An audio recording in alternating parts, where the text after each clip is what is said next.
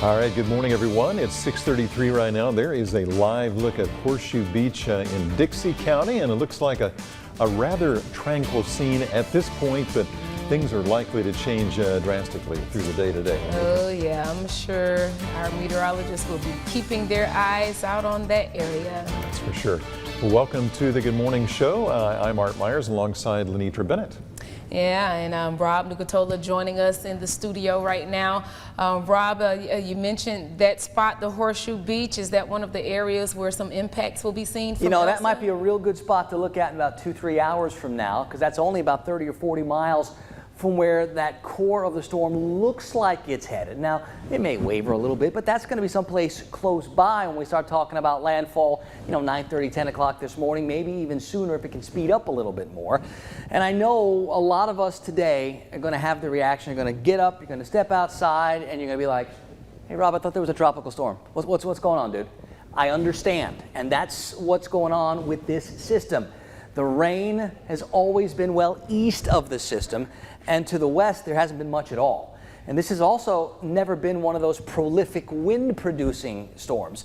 Now, it'll be a little breezy at times, but not out of the ordinary for a breezy Wednesday that we can get if we just have some lower pressure moving by. So there are going to be a couple of things that's going to raise a few eyebrows, but yeah, there's a tropical storm, and it's going to bring quite a bit of rain, especially to the I-75 corridor, where they could get 3, 4, 5, 6, 7, 8 inches worth of rain in spots, and that will cause flooding problems.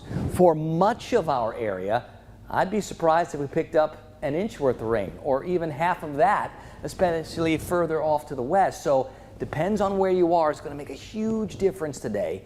It's going to be our eastern areas, the Suwannee River Valley, and into parts of Hamilton, Eccles County, maybe even Lowndes, even Brooks County can get some decent soaking rains later. But we're going to be watching and tracking as we go through the day. If we zoom on in down towards where Horseshoe Beach is, some real light rain right now. Just south of there, the rains are a lot more moderate to even heavy. I see a couple of light showers from Cross City up through Perry. So Highway 27 is going to be a wet area. And we're going to see some more rain along I-10 to the I-75 exchange. Lake City is going to be one of those spots that we're keeping our eyes on real carefully today for some significant rains as well. This is what it's looked like over the past couple of hours, and you can see that counterclockwise circulation getting closer and closer towards that Dixie County coast, and we'll continue to monitor. I think over the next couple of hours, once that storm itself moves inland, we'll see more weakening with it.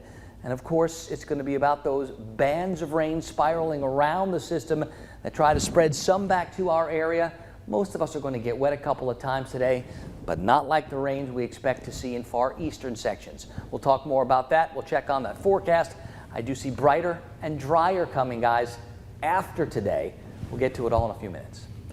All right, thank you very much, Rob. 6:36.